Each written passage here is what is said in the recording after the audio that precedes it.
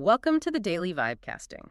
Okay, we have pulled today's sources, and the feed is, it's dominated by these three really powerful and honestly kind of contradictory themes. Oh, absolutely. They're pulling in completely different directions. We've got this accelerating corporate power, these huge mergers. And right next to it, a global job market that is just, well, contracting in a shocking way. And tying it all together is the disruptive, undeniable dominance of AI.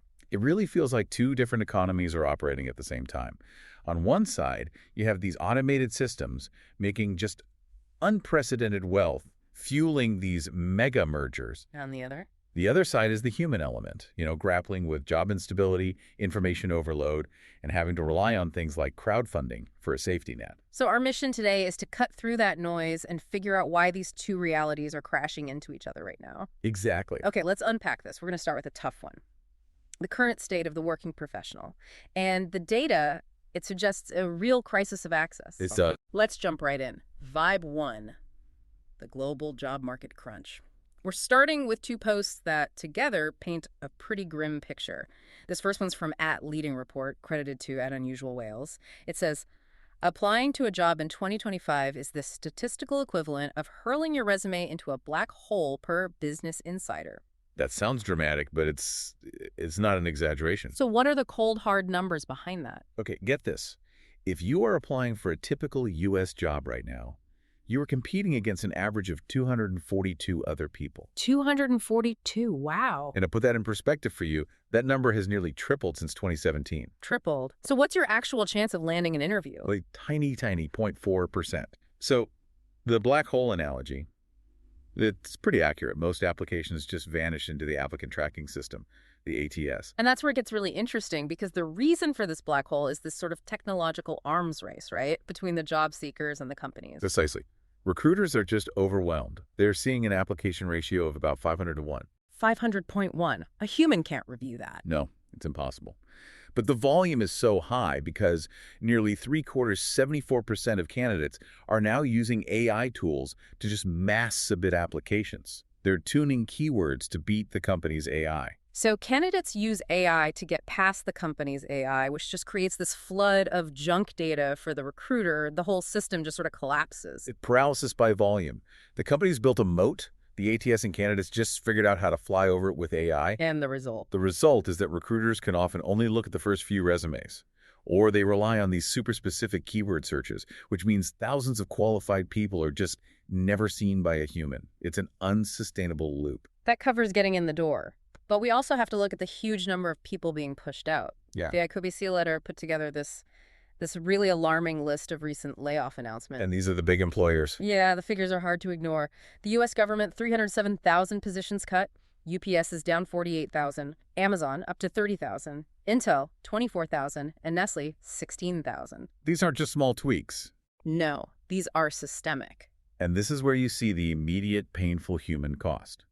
If you connect this to the wider context, 2025 has already seen 1.17 million job cuts in total. Which is the highest figure since the peak of the COVID-19 pandemic.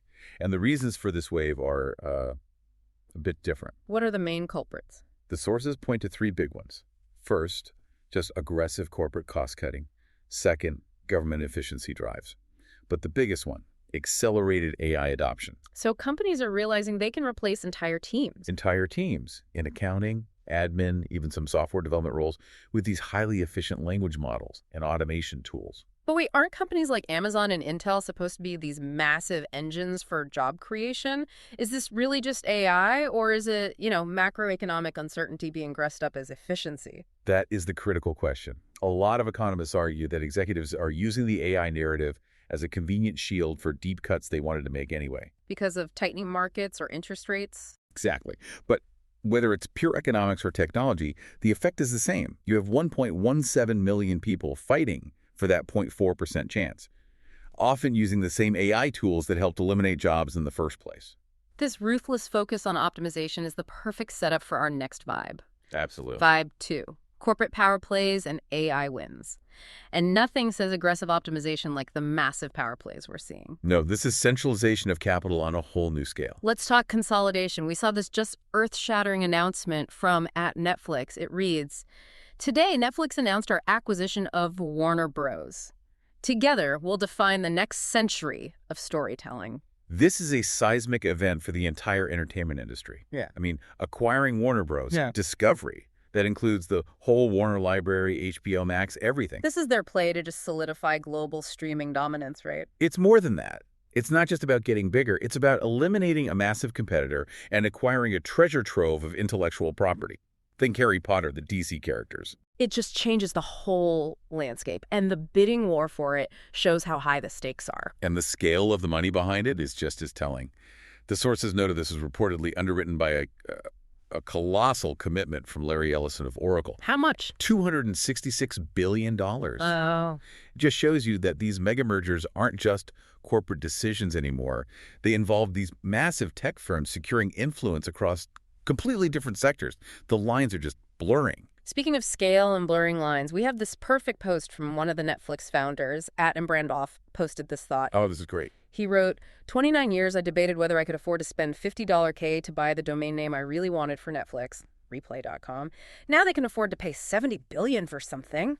Who would have thunk? The contrast is just, Yeah. it's extraordinary, isn't it? That $50,000 decision in 1997 shows you the humble beginnings. And now? Now, a reported price tag of $72 billion for Warner Bros. Discovery. That one post just captures the entire journey of modern tech, from scarcity and risk, just astronomical wealth and market control. And right now, nothing generates wealth faster than AI. Let's move from content to markets. We had two posts about a very secretive financial benchmark. Alpha Arena, yes. @CB Doge says, breaking. Grok 4.20 has been revealed as the mystery model that dominated Alpha Arena. And this raises some really critical questions about the future of finance. Alpha Arena isn't just a game. It's a high-stakes, real-time trading simulation that big tech firms use to test their AI models. And Elon Musk confirmed the winner was an experimental Grok 4.20. He did. So how well did it actually do? It wasn't just a win, it was domination. Grok 4.20 delivered an astonishing plus 30.47% return in the simulation. 30%. 30%. It generated almost $14,000 in equity and just crushed established finance models. Even models like GPT 5.1 posted losses in the same period. How? What did it do differently? The analysis points to two things: advanced situational awareness and specifically bold, timely NVDA investments. So it could synthesize news, geopolitics, and market data in real time. And then execute these high-risk trades autonomously with a level of insight that outperformed everything else. It confirms AI isn't just a tool for finance anymore. It's becoming the dominant trader. And there's that tension again. AI is contributing to over 1 million job cuts, while another AI is generating immense concentrated wealth for its owners. Exactly. It really makes you wonder how stable the digital infrastructure holding all this up is. Let's pivot. Vibe 3. Platform fault lines, policy, and community. Good pivot. We're starting with a stark reminder of that instability. We saw this from @CrystalSup, who posted a Jenga tower meme with the caption, "Cloudflare down again." And the context here is key. This wasn't a small glitch. This refers to a very real 40-minute global outage that happened earlier today. And Cloudflare's huge, right? It's like a foundational piece of the internet. It is a massive content delivery network. Sites like LinkedIn, Zoom, countless others, they all rely on it to function. When Cloudflare goes down, huge parts of the web just stop working. And this isn't the first time. It's the third major disruption since November 2025. For developers, for companies, this just amplifies all the concern about depending on a single provider. It's that one block in the Jenga tower. And that instability leads directly to policy and regulation. The debate over platform verification just got very expensive. Yes, it did. Elon Musk defended his model, posting, "Indeed, the goal was to democratize verification rather than have it be controlled by a group of biased elites." And this post came right after the platform got hit with a massive fine from the European Union. How massive? $140 million under the Digital Services Act. Okay, can you just quickly break down the Digital Services Act? Sure. The DSA is this huge piece of EU law that governs how big digital platforms handle everything from illegal content to transparency. Yeah. In this case, they targeted the verification system. Because they see it as deceptive. Exactly. They argue that users are misled into thinking a blue check means someone is trustworthy or verified when really they just paid a fee. And Musk's defense is that it's about democratizing access. Of course. But the $140 million fine just highlights this constant battle between platform owners who want revenue and regulators who are trying to ensure consumer trust. It's a tough balance. It is. But amid all the high finance and policy, the platform is still this huge driver for human connection. We saw this powerful post from @BelakeBaddie.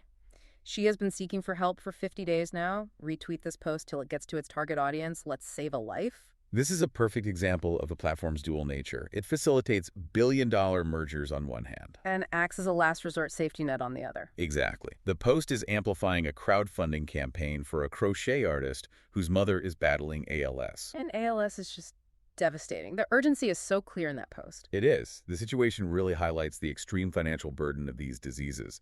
ALS management can cost over $50,000 a year for drugs that might only extend survival by 2 or 3 months. So the viral reach of the platform becomes essential. It becomes a critical tool to mobilize aid when traditional systems fail. It's such a powerful contrast to all the automation and cold finance we've been talking about. And let's end on a lighter note, a bit of technical insider humor. An AI researcher at Gifmana posted, "I knew exactly which paper she means before even opening the link.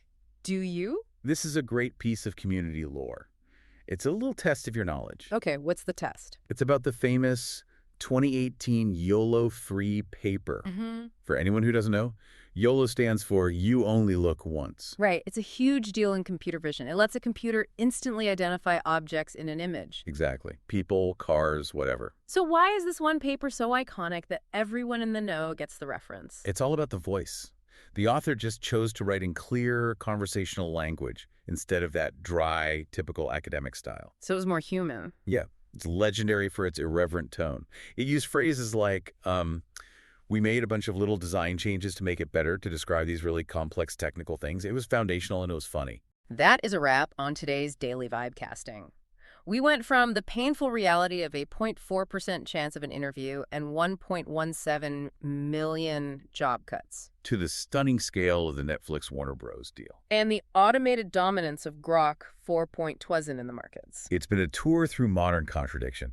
And as you process all of this, just hold on to that central tension we've been tracking. Right. AI, in the form of Grok 4.20, is showing it can generate these massive financial gains and centralize wealth in the stock market. While at the exact same time, At the very same time, AI adoption is being cited as a key driver for the highest job cuts we've seen since the pandemic began. So what does this mean for you?